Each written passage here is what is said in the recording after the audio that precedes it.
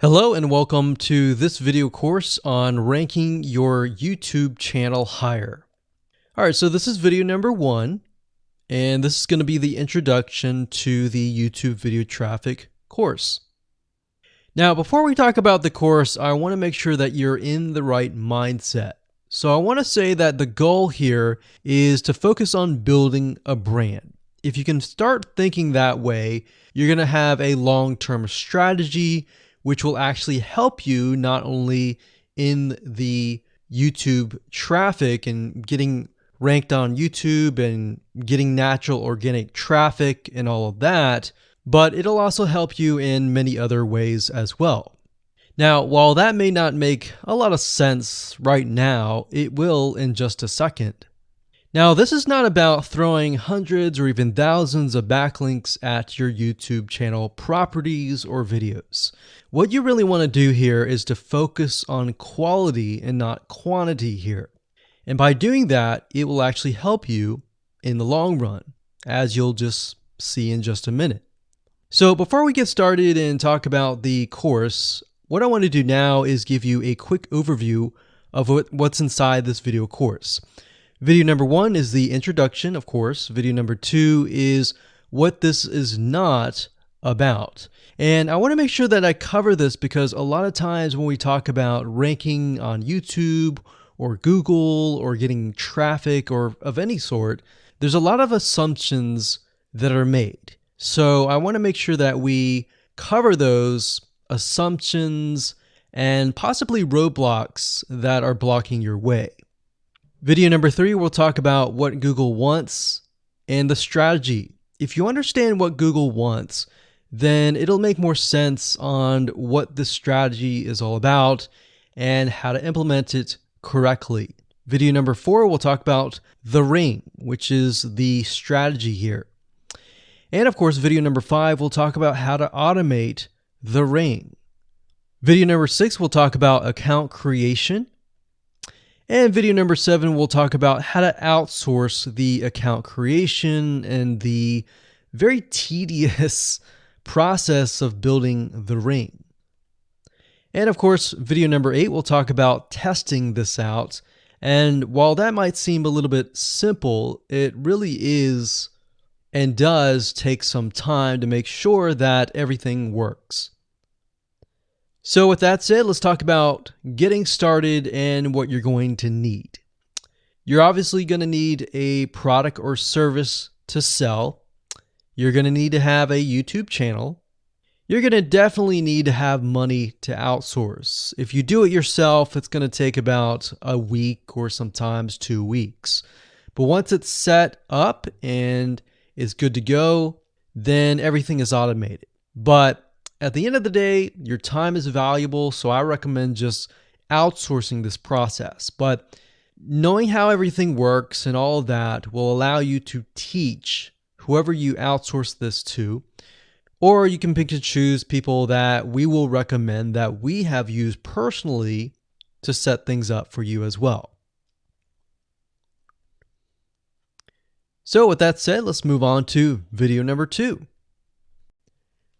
Hello and welcome back. This is video number 2, and we're going to talk about what this is not.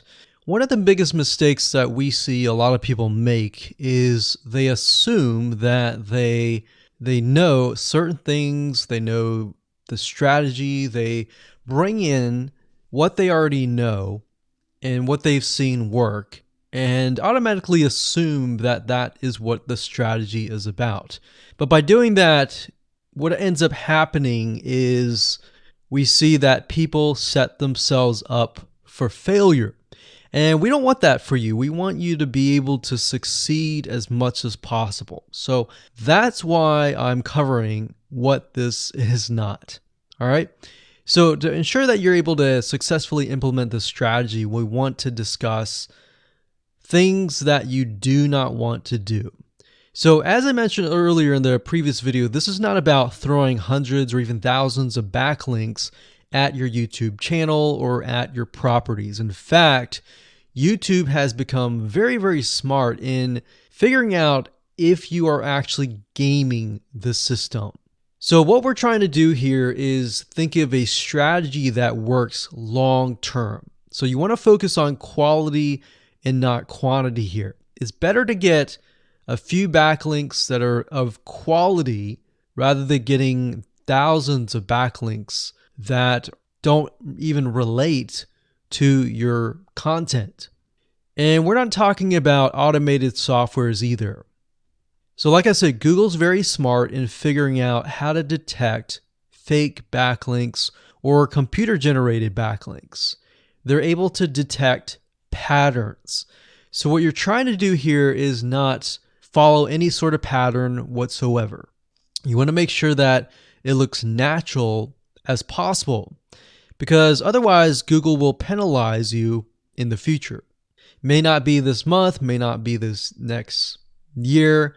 It may be the 2 years later kind of thing, or it might be even this month. So what you really want to do is focus on a long-term strategy that is going to last. Now, obviously, we're not going to know exactly if the strategy is going to last or not, but part of the strategy is figuring out what Google wants and fulfilling that. Now, one secret to knowing whether a strategy will last or not is to ask yourself these questions. So this strategy, along with other strategies, you should ask this question over and over. Is this a shortcut? And does this seem spammy? And best of all, will this upset your visitors? So the people that are coming to your YouTube channel via google.com or any other site, is this going to upset them? Because if it does, then guess what? Google is not going to like what you're doing, because they care more about the people that go to Google or go to YouTube and type in a keyword. They care more about them because they are who they are catering to, essentially. So now that that is out of the way, let's discuss what Google wants, which is really the crucial step in understanding why the strategy will work. So now that you have an idea, don't upset the visitors. If it's spammy, if it's a shortcut, this is going to upset them, right? So what is it that Google wants in relation to this? Well, we'll talk about that in the next video. Hello and welcome back. This is video number 3, and this is all about what Google wants and the strategy. Now, we don't know exactly whether this is true or not, but based on the data that we have seen and based on the data that not only has worked for us, but for many others, is that Google likes brands. Now, it's not necessarily that they are particularly liking brands because brands make a lot of money or anything like that. But what we've realized are certain variables that make a brand stand out. So they don't exactly go out and tell people that they like brands, but based on the data that we've seen, we have seen brands rank better. So why is that? Why is it that Google seems to rank brands better? It's because brands last long term, and they oftentimes provide value. Remember, going back to what makes the visitors happy, it's the value that they are offering, right? At least the majority. So you'll notice that brands tend to have a really good following of fans that love their content. So why is that important? Well, their concern isn't really necessarily the brand, but giving people that are searching certain keywords on Google or YouTube, giving them what they want. Now, you'll notice that brands attract a consistent following as well. So Google likes it when they find that there's not only a good following, but a good engaging and good interaction. So their fans click and engage with their content more. And YouTube likes that. They love engagement. If you take a look at videos that rank really well, you'll notice commonality. And you'll notice that they have a lot of likes, they have a lot of comments. Essentially, they have engagement. And engagement is essentially the currency of YouTube. So whether somebody gets a bad comment or a good comment, a comment is a comment. A comment essentially, if you think about it, is worth about $1. Now, we're just saying that because it's like currency, engagement. Now, this means there is a higher CTR, or in other words, click-through rate. So if you have fans that really love a specific brand, they're most likely going to come back over and over again, right? So higher engagement is what Google likes to see. Higher engagement means that the fans really like the content. So this is based on the data that we have received and based on the data that we have observed. So the strategy here is to make sure that you look like a brand and you do backlinking like a brand. Make sense? So what does backlinking like a brand look like? Well, if you think about the visitors that are coming to that brand, they are looking at it, they're engaging with it, they're sharing it with their friends. Now, like I said earlier, there's no exact this is the way it is, but based on the data that we have gathered over the years and what we see what works and what hasn't, we can safely say that looking like a brand will be better for your YouTube channel. And of course, gathering a fan base and a good following that is interacting with your content is also key. Now, if you look at brands, they have many social properties besides YouTube channels. They've got Facebook.com, they have Twitter, they have Snapchat, and more.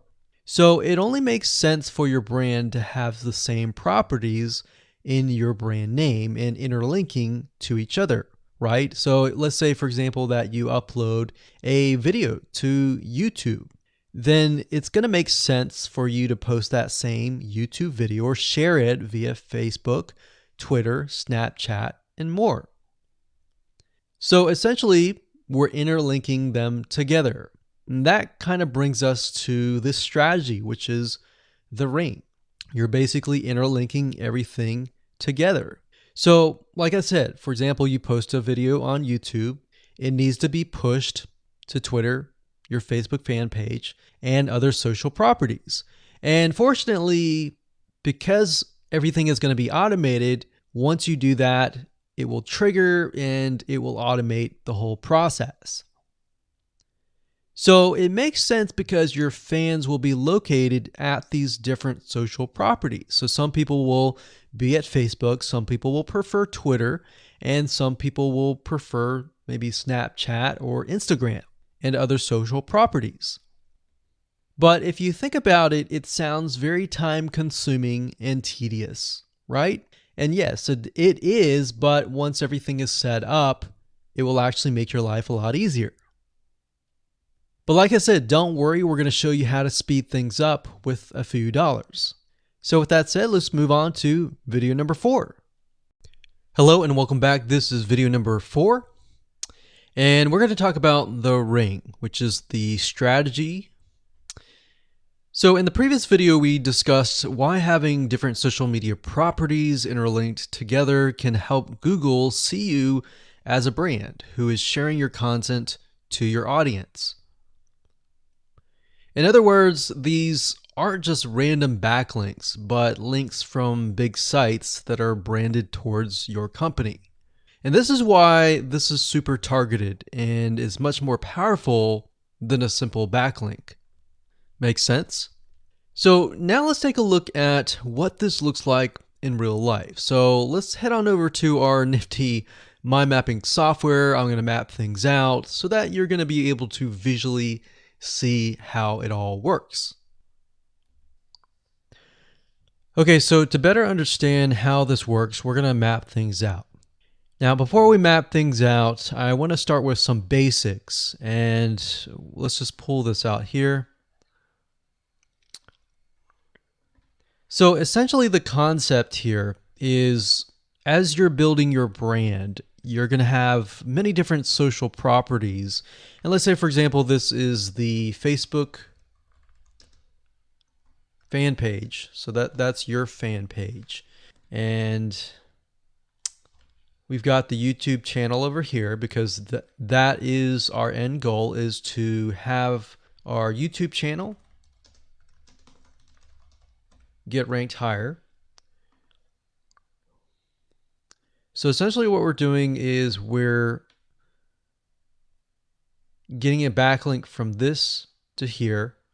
And this could be Facebook, it could be Twitter, it could be Instagram, it could be any other social media platform. But it has to be branded towards you. It can't just be somebody else's fan page unless it is actually related. But if it's related and if it's branded as yours and it's linking to your YouTube channel, that essentially is a vote of confidence, but also it shows YouTube that you're interlinking. So that's basically the concept here. Now, if we dig a little deeper, basically what we want to set up is every time we upload a YouTube video and it gets posted, maybe it gets posted publicly, what ends up happening is we push that YouTube video and get it embedded onto the Facebook fan page, the Twitter page, the WordPress page, and all of that.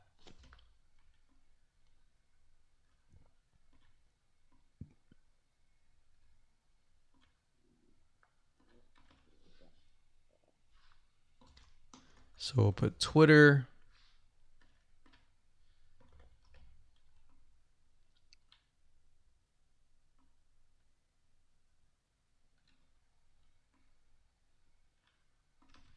And we'll do WordPress. So as you can imagine, you've got the centerpiece here. You've got different social media platforms that are posted. Now, there isn't necessarily a set rule where you have to post it to X amount of social media properties. It can be 5, it can be 10, it could be 20, it could be different social media platforms. But in order to execute this and get it correctly, you will need to make sure that the platform that we use to automate this process actually supports that specific social media platform. So essentially this is what works, and this is basically what it is. So obviously in order to get this to work, you'll need to have a YouTube channel, you'll need to have the Facebook fan page, you'll need to have all these items in hand. So you'll need to have the username and password and all that. And we'll talk more about account creation later, but I just wanted to give you kind of a gist of what everything looks like and the visual map of it all. Hello and welcome back. This is video number 5.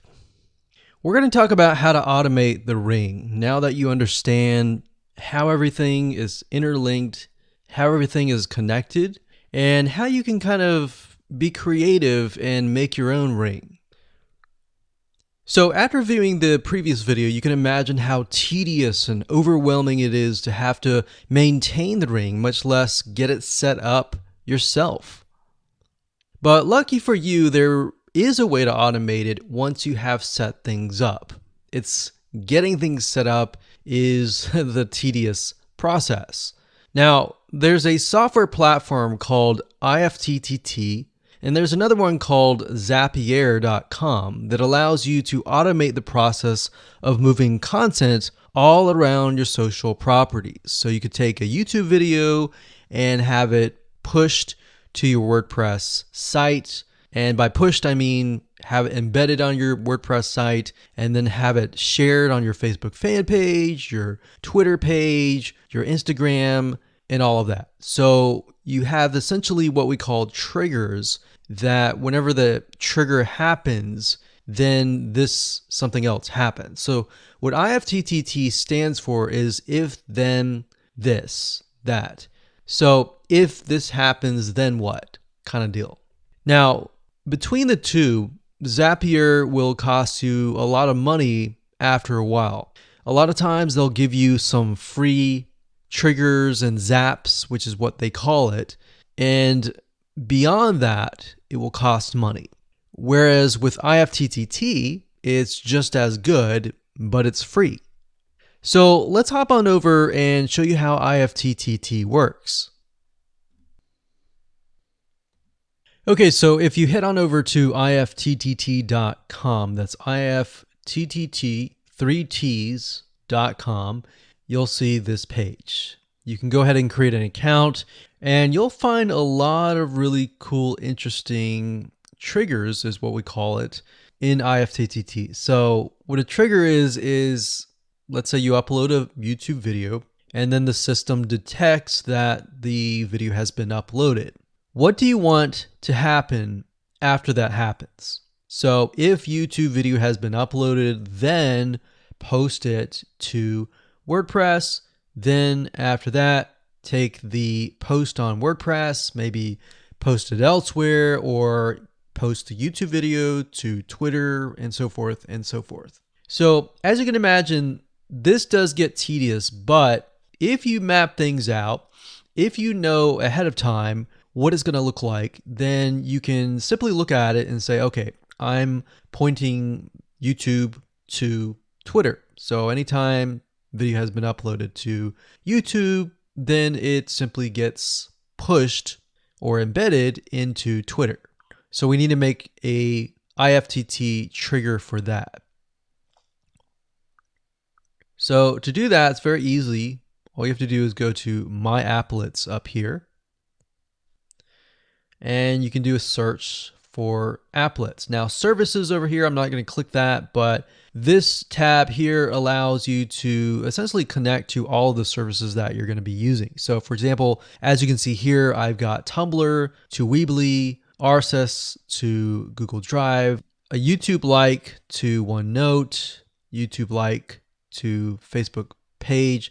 And the reason why you might want to have YouTube likes is, let's say for example that you already have maybe 50 videos on your YouTube channel, but you want to find a way to get those videos embedded. So what we figured out is that YouTube likes is the way to go. So obviously you can't re-upload a video that hasn't already been uploaded and is already getting thousands of views.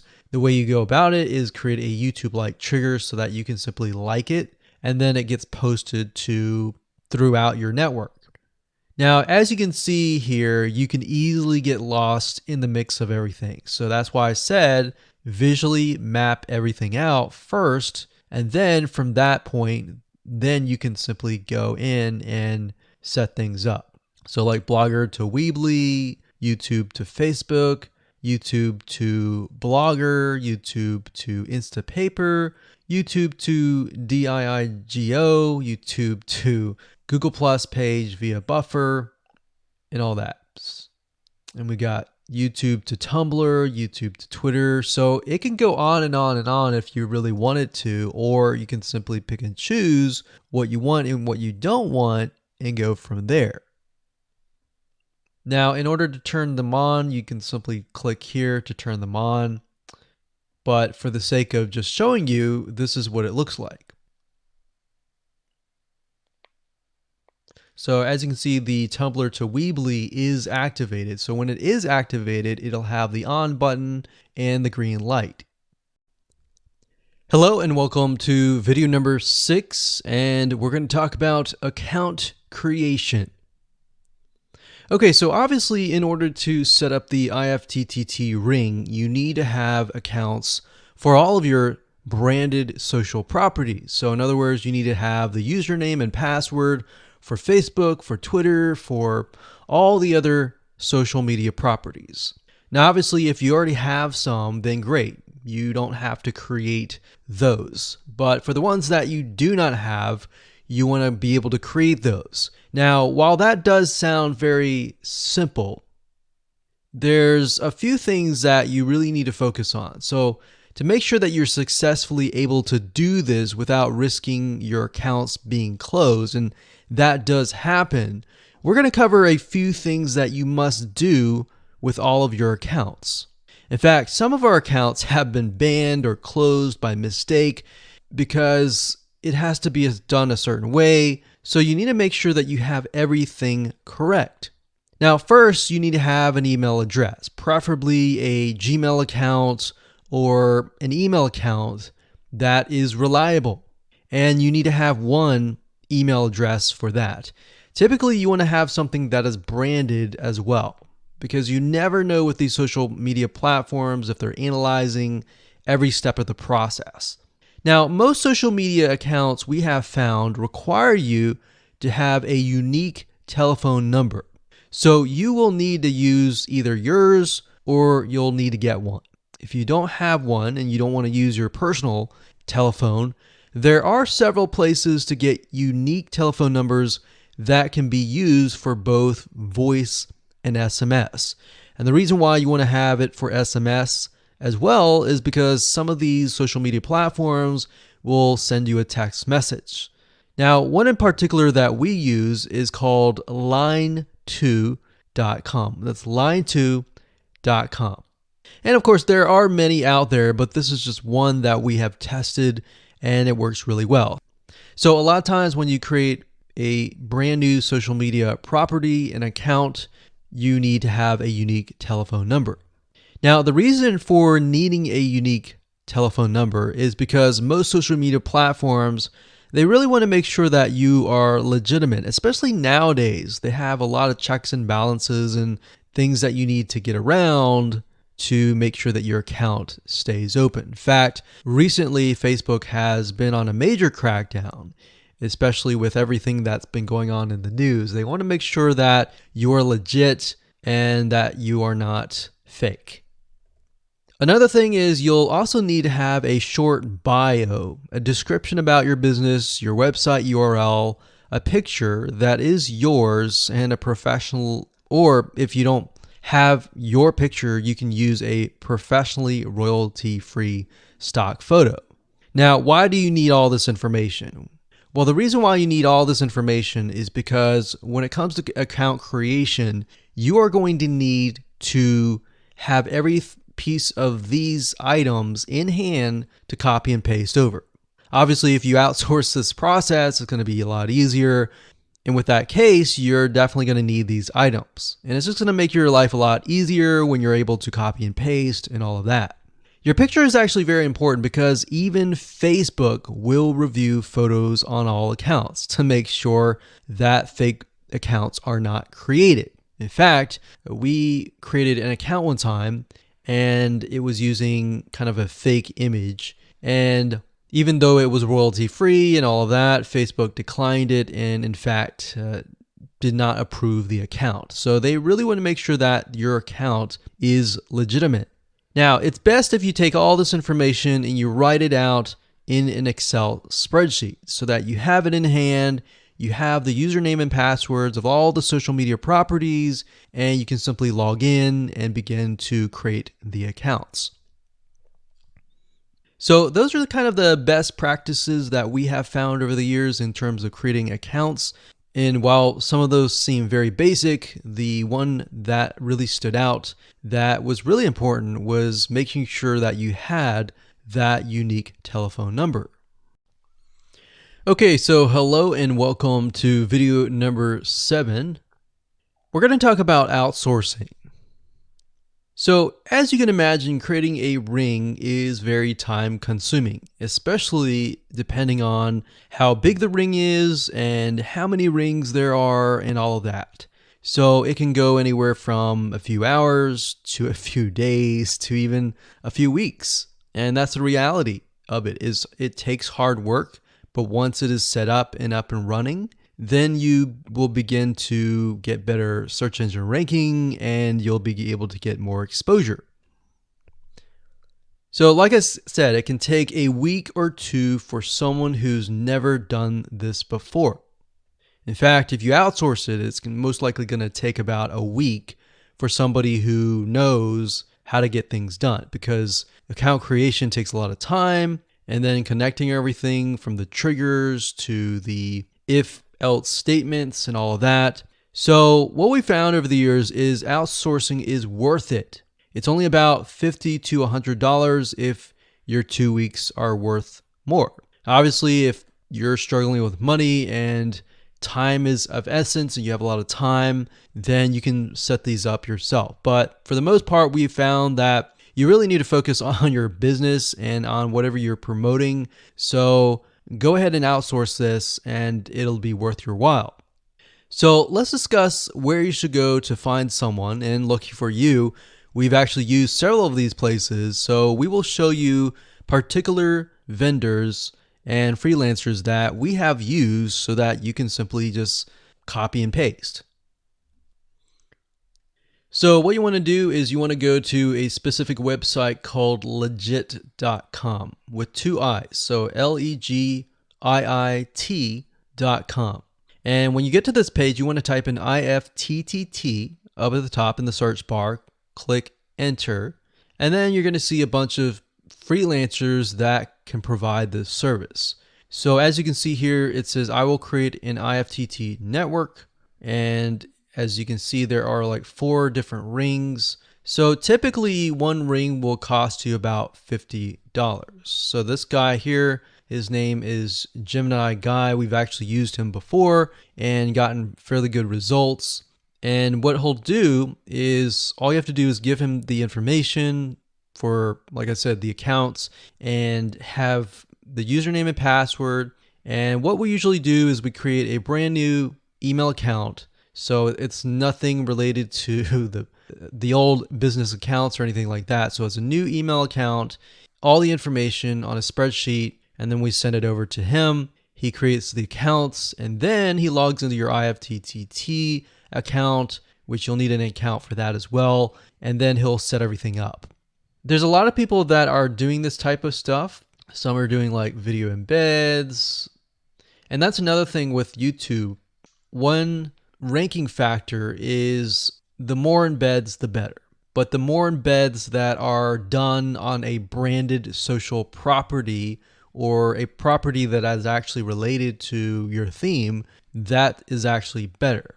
The reason why is an embed is kind of considered a backlink to YouTube. So if we were to create a IFTTT network that is specifically creating as many embeds in different social media properties, that can help as well. So we can have a ring or several rings, and on top of that, we can have video embeds. Now, the nice thing about legit.com is it's really focused on a lot of online marketing, SEO, and other different services like backlinks, PBN links, and all of that. But what we found is you don't want to get too fancy. You want to start out slow and work your way up. Because if you start just throwing a bunch of backlinks or even video embeds right away, it doesn't look natural, right? If you release a piece of content, sometimes it can take a week or weeks until you start getting hundreds or even thousands of likes or engagement. So you don't want to throw thousands or even hundreds of thousands of backlinks right away, right? So that's not going to look natural. And going back to what we talked about earlier in the previous videos, does it look natural? If it doesn't look natural or doesn't seem natural, then that can be a problem. So legit.com is an awesome site to go to. And this guy right here, Gemini Guy, like I said, is someone that we've used. Now, obviously you can go to these other people and look at the reviews and see if they have good reviews and see what other people are saying. Hello and welcome to video number 8. This is all about testing and making sure that you understand how to test it to make sure that it works. Because I will say once these are set up, a lot of times, sometimes they work. A lot of times, sometimes one of the items throughout the line does not work. So I'm going to show you how to troubleshoot it. So whether you created the ring yourself or you hired somebody to do it, testing is very, very important. In fact, we outsource most of our rings, but yet we still have to go back and test it out. A lot of times when these freelancers are in the mode, they'll test it out, but they're really relying on you to test it out because they can't upload a YouTube video to your YouTube channel unless they have access. And a lot of times we don't give them access for, privacy and security reasons. So let's go ahead and discuss how to do that. So let's hop on back over to IFTTT and I'll show you how you need to test things out. Okay, so we're back at IFTTT, and what I recommend that you do is you open up the Excel spreadsheet that the freelancer gives you or that you've created yourself. And on that Excel spreadsheet, it should have your username and password and all the links to all of the accounts that were created. So in that case, how do we test it out? Well, obviously we're going to need to upload a video to YouTube. Now, I'm not going to do that now, but if you upload that, everything should work throughout the network. So the way you can test things out is simply by going to the websites that are in the Excel spreadsheet. So once you go there, if it has been posted, it works. If it's not working. If it's not working, then you'll need to kind of troubleshoot it. Either get the guy who created the ring to help you out, or if you did it yourself, this is basically what you need to do. So you need to check through and figure out what's not working. So if we found that the YouTube video is not being posted to blogger.com, we need to figure out why. So we need to go to the applet. So this in case is the YouTube like to Blogger. So it's a little bit different than the upload to YouTube channel. But if we click on that, you can see here that we have the applet that goes from YouTube like to Blogger. So if we click on this here, you can actually get a better view of what's happening. So basically anytime a YouTube video is liked, we create a post on Blogger, we put the title, we put all this. Now we need to figure out why. Usually a lot of times the reason why it's not posting is because it's not connected to the account. So you want to make sure that it's actually connected. If it is connected, then sometimes you'll need to look at, for example, this. Is it posting the title and maybe not the video? Or is it not posting everything? If it's not posting everything, it usually means it's a connection issue. If it is posting like the title but not the body or the YouTube, then maybe it's the embed code is incorrect. So you can check that. So really what it comes down to is just trial and error. But if you really outsource this, it's really going to be a lot easier. But that's what we found to be the case, and most of the time is that the services are not being connected. And I will say IFTTT, sometimes it's can be hit or miss. And sometimes in that case, the services may or may not be working. And that's really reliant sometimes on the YouTube channel, the social media platform, and all of that. So hopefully those tips can help you along the way when it comes to testing.